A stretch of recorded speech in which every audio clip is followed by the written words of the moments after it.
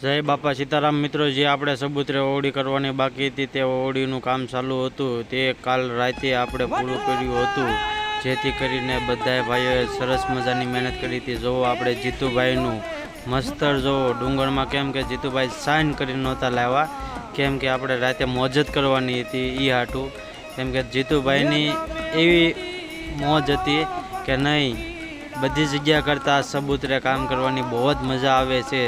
જેથી કરીને રાતના આપણે 3 વાગ્યા લગીને મોજ કરી રહ્યા હતા કામ કરતાં અને બધા ભાઈઓનો બહુ જ સારો સહકાર હતો। આપણે પંખીઓ માટે જે સેવા કરી રહ્યા છીએ તે સેવા બાબતે બધા ભાઈઓ રાતના 3 વાગ્યા લગીને કામ કરી રહ્યા હતા અને રાતના આપણે જૂનાગઢની ખીચડી બનાવી હતી, તે ખીચડીમાં બધાએ લાભ લીધો હતો, જે ભાઈઓએ સેવા કરી તે ભાઈઓએ।